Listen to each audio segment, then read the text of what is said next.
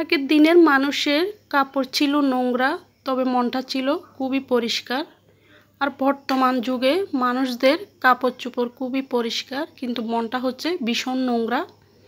আসসালামু আলাইকুম, hello viewers, কেমন আছেন সকলে? আশা রাখছি যে যেখান থেকে বসে আমার এই নতুন ভিডিওটি দেখতেছেন সকলে আল্লাহর রহমতেই ভালো আছেন, সুস্থ আছেন। আলহামদুলিল্লাহ, আমরা অনেক বেশি ভালো আছি।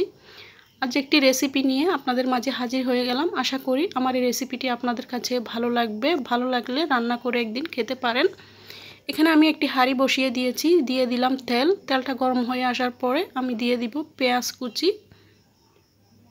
এখানে আমি পেঁয়াজ কুচি করে দিয়েছি আর আদাটাকে একটু বেটে দিয়েছি সুন্দর একটি ঘ্রাণ আসার জন্য। তো আমাকে কয়েকজন আপু বলেছে যে আমি ইদানিং আমি এখন রেসিপি বা কোনো কিছু শেয়ার করি না, এমনি ভিডিও শেয়ার করি। তাই ভাবলাম আজকে একটা সিম্পল রেসিপি, একদম সিম্পল, সেটা আপনাদের মাঝে শেয়ার করি। এটা সিম্পল হলেও রেসিপিটা খেতে কিন্তু ভীষণ মজা। এটা যেদিন রান্না করবেন সেদিন যদি আপনার ঘরে মাছ মাংসও থাকে, তারপরও আপনি এক থালা ভাত নিমিষেই এই শাক ভাজিটা দিয়ে খেয়ে উঠে যেতে পারবেন, এত বেশি মজাদার হয়। তো এখানে আমি পেঁয়াজটাকে ভেজে নিচ্ছি। এখানে পেঁয়াজটাকে ভেজে নিচ্ছি। ভিডিও শুরুতে দেখতে পেয়েছেন আমি কি দেখিয়েছি। আমি হচ্ছে আজকে কলমি শাক দিয়ে, চিংড়ি মাছ দিয়ে, আলু দিয়ে ভাজি করব, সেই রেসিপিটাই আপনাদের মাঝে শেয়ার করব। তো এখানে হচ্ছে পেঁয়াজ আর রসুনটাকে একটু ভেজে নেবার পরে এবার আমি এখানে অ্যাড করে দিয়েছি মরিচের গুঁড়া, হলুদ গুঁড়া, একটু জিরা ধনিয়ার গুঁড়া আর একটু গরম মশলা অ্যাড করেছি, সাথে লবণও দিয়ে দিয়েছি। এবার হচ্ছে সব কিছু একসাথে আমি কষিয়ে নিব এখানের মধ্যে। তারপরে দিয়ে দিচ্ছি আমি এখানে কয়েকটা কাঁচামরিচ আর একটা টমেটো একদম চিকন পাতলা করে কেটে নিয়েছি। এবার দিয়ে আবারও নাড়াচাড়া করে দিচ্ছি। করে দেওয়ার পরে এবার হচ্ছে আমি এখানে আলুটাকে অ্যাড করে দিব। এখানে আমি খুবই সামান্য করে পানি দিয়েছি অফ ক্যামেরায়। তো প্রথমে একটা ঢাকনা অ্যাড করছি, ওইটা ছোটো হচ্ছে, পরে হচ্ছে আবার পাতিলের ঢাকনাটাই অ্যাড করলাম আর কি।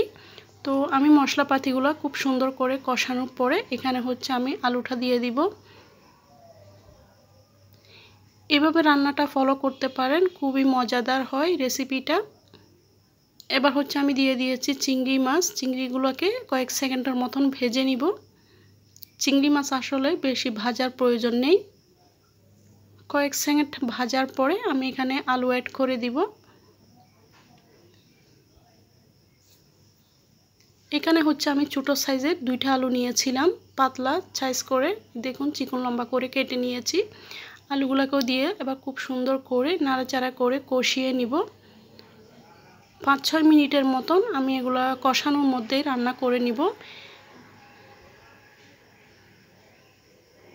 তো আজকে কয়েকদিন যাবত আসলে আমাদের এখানে মানুষ মারা যাচ্ছে আর কি। আসলে খারাপ লাগতেছে। তো আসলে সবারই তো চলে যেতে হবে, তাই না? তো সবাই তো একে একে চলে যাব। এখানে হায়াতের কোনো প্রশ্ন না, বয়সের কোনো প্রশ্ন না। আসলে বয়স অনুযায়ীও কেউ কবরের মাটিতে যাবে না। আসলে আল্লাহর উপর থেকে ডাক আসলে সবাইকে চলে যেতে হবে। এটা হচ্ছে 2 দিনের দুনিয়া।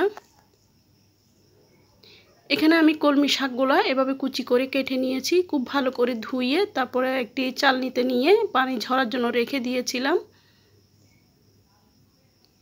এখানে আমার ভিডিওটা এডিটের সময় একটু মিস্টেক হয়ে গিয়েছে। যাই হোক, এখানে আমি আবারও অল্প করে পানি দিয়ে আলুটাকে রান্না করে নিচ্ছি।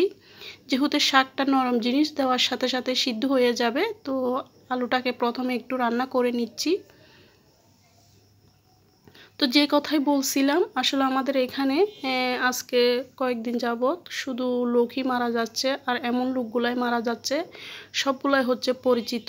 তো খুবই খারাপ লাগে, মানে কোনো অসুস্থও না, কিছু না, একদম হঠাৎ কথা বলতে বলতে চলে যাচ্ছে। তো আসলে এটাই হচ্ছে নিয়ম, উপর থেকে ডাক আসলে চলে যেতে হবে। 1 সেকেন্ডেরও আসলে কোনো গ্যারান্টি নেই। আমাদের নিঃশ্বাস, আমাদের দম যতক্ষণ আছে ততক্ষণই আমাদের দুনিয়াতেই মূল্য, মরে গেলে আর কোনো মূল্য নেই। এই যে দেখুন, গতকাল বিকাল 4টার দিকে একটা লোক মারা গিয়েছে, ওইটাও আমাদের পরিচিত। আমি নাম মেনশন করছি না, যেহেতু অনেক পরিচিত আমার ভিডিওটা দেখে। তো উনি হচ্ছে বিদেশে চলে যাবে 3 তারিখে। তারপরে হচ্ছে গতকাল আর কি দাওয়াত খেতে গিয়েছিল, আসার সময় রোড অ্যাক্সিডেন্টে, বাইক অ্যাক্সিডেন্টে আর কি উনি মারা যান। তো আজকে হচ্ছে কবর দেওয়া হয়ে গিয়েছে, খুবই খারাপ লাগে আসলে। তো এটাই হচ্ছে জীবন। যাই হোক, কথা বলতে বলতে আমার রান্নাটিও কমপ্লিট করা হয়ে গিয়েছে। দেখুন, আশা করি আপনাদের কাছেও ভালো লেগেছে, আপনারাও ট্রাই করতে পারেন এই সিম্পল সুন্দর রেসিপিটি। সকলে ভালো থাকবেন, সুস্থ থাকবেন। আজ এতটুকুই। আল্লাহ হাফেজ, আসসালামু আলাইকুম।